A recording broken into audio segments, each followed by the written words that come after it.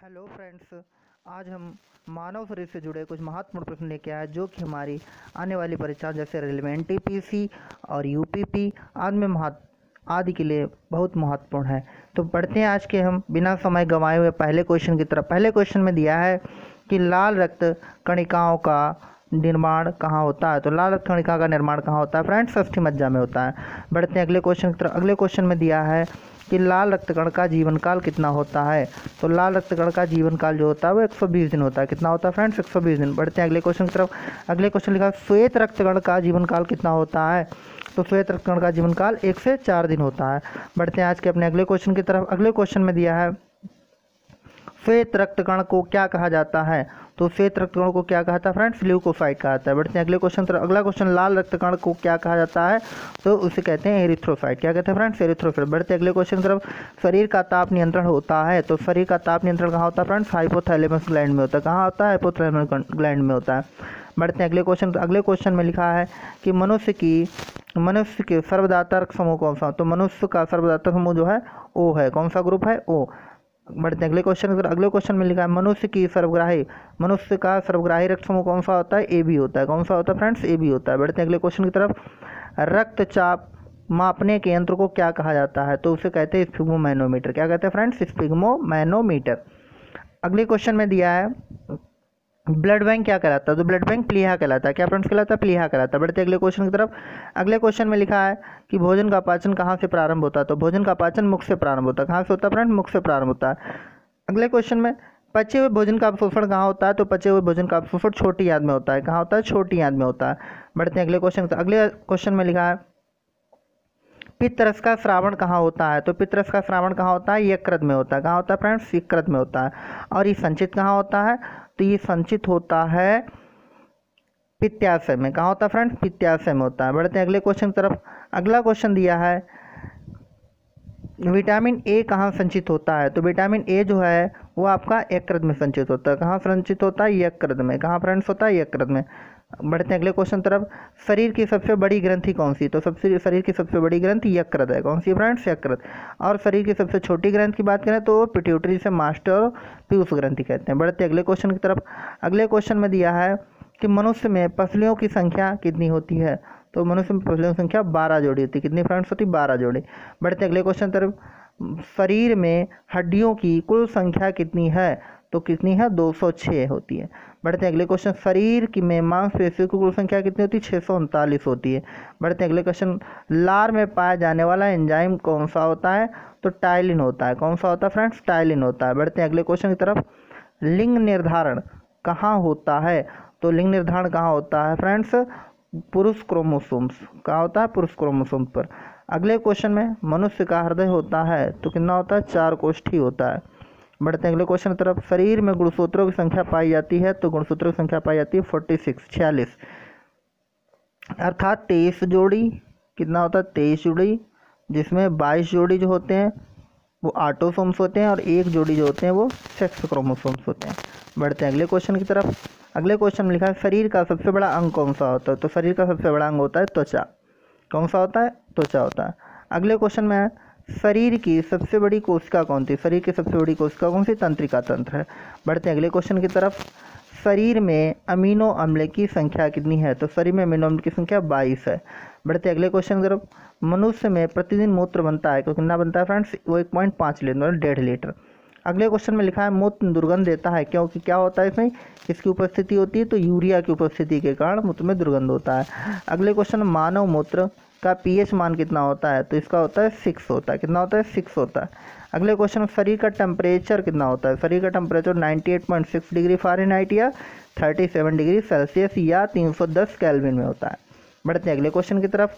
अगले क्वेश्चन में लिखा है मानव शरीर में टीबिया नामक हड्डी कहाँ पाई जाती है। तो टीबिया और फिबुला 2 हड्डी होती है, ये पैरों में पाई जाती है। कहाँ पाई जाती है फ्रेंड्स? पैरों में पाई जाती है। बढ़ते हैं अगले क्वेश्चन की तरफ। हड्डी और दांतों और हड्डियों की संरचना के लिए आवश्यक तत्व कौन सा है। तो उसके लिए आवश्यक तत्व है कैल्शियम और फास्फोरस। कौन सा है फ्रेंड्स? कैल्शियम और फास्फोरस। अगला क्वेश्चन है रुधिर को थक्का जमाने में सहायक होता है। तो रुधिर का थक्का जमाने में सहायक होता है प्लेटलेट्स। क्या होता है फ्रेंड्स? प्लेटलेट्स। अगले क्वेश्चन में लिखा है मस्तिष्क सिर के अध्ययन से संबंधित। तो उसे कहते हैं फ्रेनोलॉजी। क्या कहते हैं फ्रेंड्स? फ्रेनोलॉजी कहते हैं। आज के अगले क्वेश्चन की तरफ बढ़ते हैं। श्वसन के दौरान सर्वाधिक मात्रा में ली गई गैस कौन सी होती है? तो कौन सी गैस होती है? नाइट्रोजन होती है। कितनी होती है फ्रेंड्स? नाइट्रोजन होती है। अगला क्वेश्चन लिखा है जीवित जीवाश्म कौन सा होता है तो कौन सा है? साइकस है। बढ़ते हैं अगले क्वेश्चन तरफ। अगला क्वेश्चन है मिनी माता रोग किसके कारण होता है?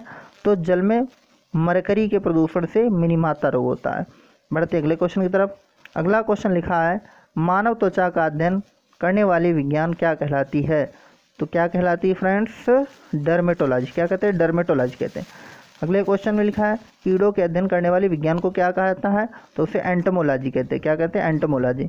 बढ़ते अगले क्वेश्चन, पित्त किस अंग के द्वारा पैदा किया जाता है? तो ये यकृत के द्वारा पैदा होता है। अगले क्वेश्चन, मानव शरीर में रुधिर वाहिनी का कार्य कौन करता है? तो उसे जिसे स्प्लीन या तिल्ली कहते हैं। अगला क्वेश्चन, मानव शरीर में हीमोग्लोबिन का कार्य क्या होता है?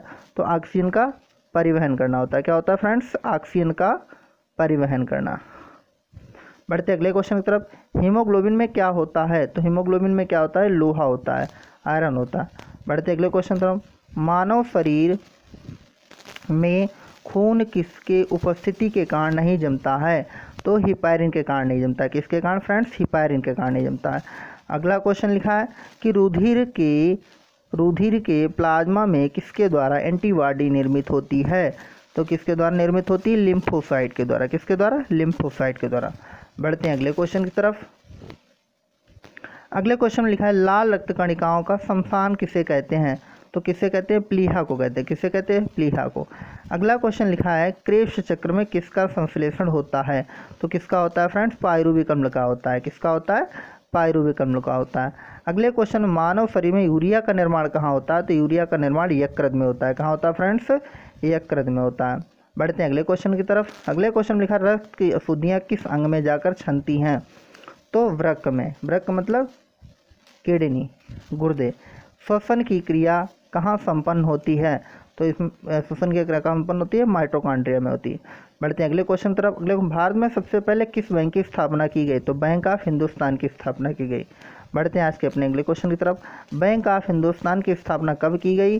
तो बैंक ऑफ हिंदुस्तान की स्थापना 1770 में की गई। बढ़ते अगले क्वेश्चन तरफ। बैंक ऑफ बंगाल की स्थापना कब की गई? 1806 में की गई। अगला क्वेश्चन, बैंक ऑफ बॉम्बे की स्थापना कब की गई? 1840 में की गई। बैंक ऑफ मद्रास की स्थापना कब हुई? 1843 में हुई।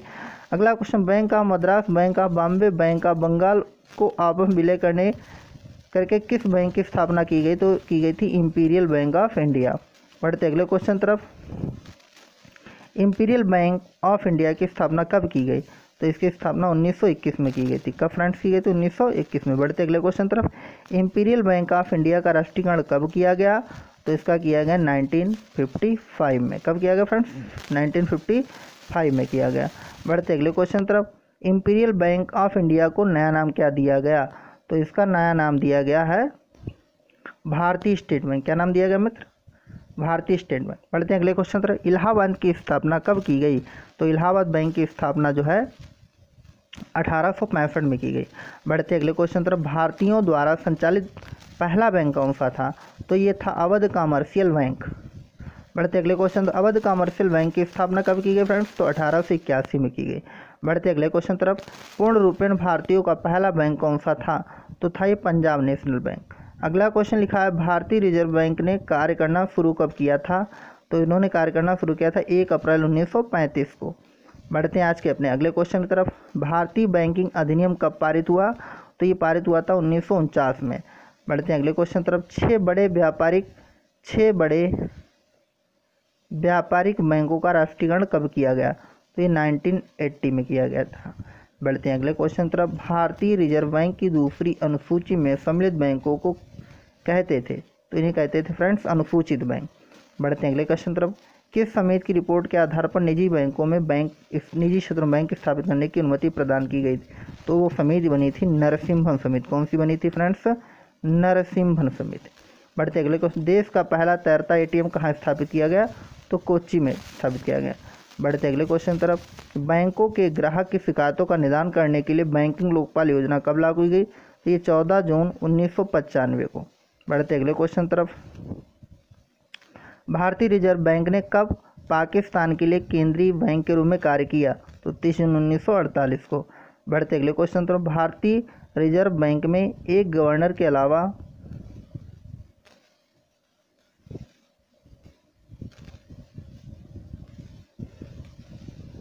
अगले क्वेश्चन लिखा है भारतीय रिजर्व बैंक में एक गवर्नर के अलावा कितने डिप्टी गवर्नर होते हैं? तो 4 होते हैं।